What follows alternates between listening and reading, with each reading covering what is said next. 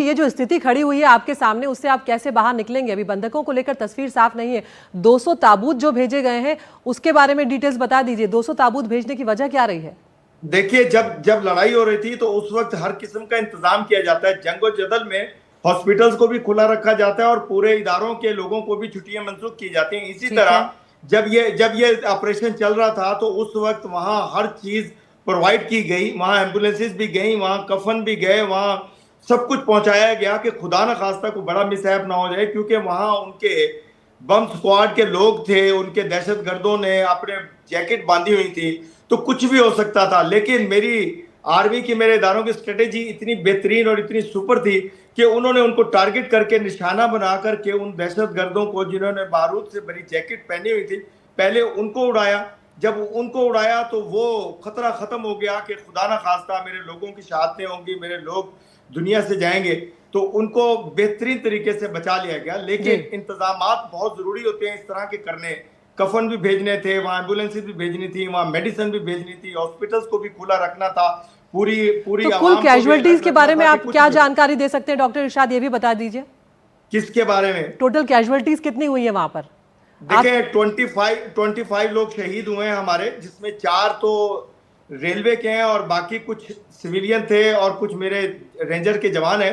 तो उन्होंने मुल्क के लिए जान दी है, अपनी कौम के लिए जान दी है, अपनी सरहदों के लिए जान दी है और दुश्मन को दिखाया है कि हम सीसा पिलाई हुई दीवार की तरह पाकिस्तान के लिए मजबूत हैं और पाकिस्तान के लिए जान दे सकते हैं और जान ले भी सकते हैं। और इसका सबूत कल आप लोगों को मिल गया और सारी दुनिया को मिल गया और दहशतगर्दों को मिल गया कि अब नहीं, अब ऐसा होने नहीं देगी मेरी हुकूमत, मेरे इदारे।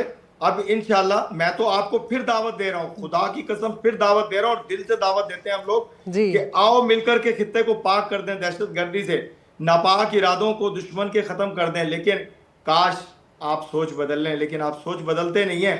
जैसे डॉक्टर इरशाद साहब सोच जरूर बदलेंगे अगर सोच जरूर बदलेंगे डॉक्टर इरशाद साहब, अगर पाकिस्तान अपनी हरकतें बदल लेगा तो सोच भी हम बदलने को तैयार हैं। डॉक्टर सिवाज का रिएक्शन यहाँ पर ले लेते हैं, आपने जवाब दिया है। डॉक्टर सिवाज के पास मैं यहाँ पर आना चाहूंगी। डॉक्टर सिवाज, जो बात डॉक्टर इरशाद यहाँ पर कह रहे हैं वो पाकिस्तान की तरक्की की बात कर रहे हैं, आगे की बातें वो कर रहे हैं, लेकिन फिलहाल जो स्थिति बनी हुई है, BLA के गठन की अगर हम बात करें 2000 के आसपास हुआ था, 25 सालों का वक्त हो गया, पाकिस्तान उस पर बैन भी लगा चुका था, लेकिन बावजूद उसके जिस तरह से सर उठाया है और अब ये जो बड़ी घटना को अंजाम दे दिया है, तो ऐसे में तो उसका आतंक और बढ़ता चला जाएगा। हाँ बिल्कुल, देखो सच्चाई ये है कि जो क्यों बलूचिस्तान के लोग अगेंस्ट है चाइना पाकिस्तान इकोनॉमिक कॉरिडोर की, उनको ऐसा लगता है कि जो भी इंफ्रास्ट्रक्चर और जो भी इसके अंदर प्रोजेक्ट्स आ रहे हैं उनका फायदा उनको नहीं होने वाला। उनका फायदा या तो पाकिस्तान या चीनी करेंगे। उनके टेक्नीशियन, इंजीनियर, वर्कर सब चीनी आए हैं या पंजाब से आए हैं, तो उनको लगता है कि इतना ज़्यादा रिसोर्सेज में रिच है बलूचिस्तान, मगर उसका फ़ायदा बलूचिस को नहीं मिल रहा बल्कि बाकी पाकिस्तान और चीन ले रहा है। तो इसमें तो कोई शक नहीं, इसीलिए तो बलूचिस्तान लिबरेशन आर्मी जो है वो फ्रीडम स्ट्रगल कर रही है। अब हुआ क्या है, कुछ एक दिन में BLA और तहरीक तालिबान पाकिस्तान का भी एक प्रकार से गठजोड़ हो गया। वो कहते हैं ना, एनमीज माई फ्रेंड, तो ये भी सच्चाई है। इसीलिए ये जो अभी आतंकवाद की घटनाएं हैं ये तहरीक तालिबान पाकिस्तान कर रहा है खैबर पख्तूनख्वा में, और बलूचिस्तान लिबरेशन आर्मी अगर बलूचिस्तान में कर रहा है, तो इनके अंदर काफ़ी ज़्यादा इस बार आप कहो कि इंक्रीज हुई है over a period of time. अब बात आती है कि जिस प्रकार से इरशाद साहब भी कह रहे थे कि हम मिलके आतंकवाद को लड़ते हैं, देखो सच्चाई क्या है कि आपको झांकना पड़ेगा अंदर। ये जो लश्कर तोबा जैसे मोहम्मद के आतंकवादी अपने लॉन्च पैड पे बिठा रखे हैं, जब तक आप उनको डिसमेंटल नहीं करेंगे, उनको भारत की तरफ भेजने की कोशिश नहीं करेंगे, तब तक हम लड़ नहीं सकते। अगर आपने जॉइंट लड़ना है तो आतंकवाद का साथ छोड़ दें। भारत तो कहता है कि भारत पाकिस्तान से बात करने को तैयार है, मगर talks and terrorism can not go together. हमें पता है मुंबई 2008 में जिस प्रकार से वहां पर हादसे हुए थे, हमने डोजियर पे डोजियर भेजे, हाफिज सईद, मसूद अजहर, सैयद सलाउद्दीन, ये सच्चाई है।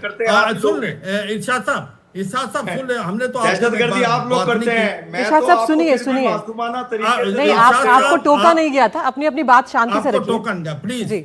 हाँ देखो सच्चाई ये है कि इरशाद साहब ने एक और पॉइंट बोला कि आओ हम चाइना पाकिस्तान इकोनॉमिक कॉरिडोर में, देखो चाइना पाकिस्तान इकोनॉमिक कॉरिडोर जिस प्रकार से खबरें आ रही हैं उसको कितना सक्सेस होगा वो आप भी जानते हैं, मगर मैं दो बातें बताऊंगा। भारत जो है एक 5th लार्जेस्ट इकोनॉमी है और आने वाले समय में 3rd लार्जेस्ट इकोनॉमी बन जाएगी। हमारी एम्प्लॉयमेंट जनरेटिक जो स्कीम है प्रेजेंट गवर्नमेंट की वो काबिल तारीफ है। भारत को किसी की कोई जरूरत नहीं, बल्कि ये सच्चाई है आज की तारीख में जो हमने डेवलपमेंट की है करीब की 15-20 साल में वो काबिल तारीफ है। इसीलिए हम 10 से 5वीं इकोनॉमी के आगे अभी 3rd बनने वाले हैं और इसी प्रकार से मिलिट्री पावर हम 4th बनने। ये सच्चाई है, इसका वजह रीजन यही है, एक स्ट्रॉन्ग डेमोक्रेटिक कंट्री। सिवाज साहब एक फाइनल क्वेश्चन में फाइनल सवाल में एक फराज साहब से यहाँ पर लेना चाह रही हूँ। फराज साहब अगर हम बिल्कुल अब इसके डिस्कशन को खत्म करने पर आ रहे हैं, लेकिन फराज साहब पाकिस्तान के भीतर ही जितने मोर्चे खुले हुए हैं, पाकिस्तान को अपने स्तर पर ही कई चैलेंजेस को झेलना है यहाँ पर, उसमें जॉब्स और गरीबी अपने आप में बहुत बड़ी बात है। अगर देश दिवालिया होने की कगार पर आ जाता है तो जो बात सिवाज साहब कह रहे हैं और जो बात इरशाद साहब कह रहे हैं, कहीं ना कहीं भीतर झांकने वाली बात तो सच है ना। देखिए दीदी, एक तो मैं आपको सिंपल बात बता दूं कि पाकिस्तान डिफॉल्ट नहीं होगा। Pakistan is too big to fail, because again पिछले 4 सालों से हम सुनते आ रहे हैं कि पाकिस्तान डिफॉल्ट हो रहा है, डिफॉल्ट नहीं हुआ। Pakistan will survive because again दुनिया के भी स्टेक्स पाकिस्तान के अंदर है। दूसरी चीज मैं आपको बताता चलूं कि आपके जो इंडिया से जेंटलमैन है they have had there observation, मतलब पूरी रिस्पेक्ट मैं करता हूं उनकी, लेकिन मैं एक चीज बता दूं कि माजी में yes there was disenfranchisement Balochistan के अंदर, उनको मेन स्ट्रीम नहीं किया जाता था। लेकिन चाइना पाकिस्तान इकोनॉमिक कॉरिडोर के साथ, इन्वेस्टमेंट के साथ देखिए बलूचिस्तान में हो क्या रहा है, जॉब्स क्रिएट हो रही हैं, स्पेशल इकोनॉमिक जोन्स क्रिएट हो रहे हैं, वहां इंडस्ट्रियलाइजेशन हो रही है, वहां सड़कों का नेटवर्क बिछाया जा रहा है। आप पूरी अंदाजा करें कि जब ये सारी चीजें डेवलपमेंट हो रही होगी किसको तकलीफ होगी, मुल्क दुश्मन अनासिर को ही होगी।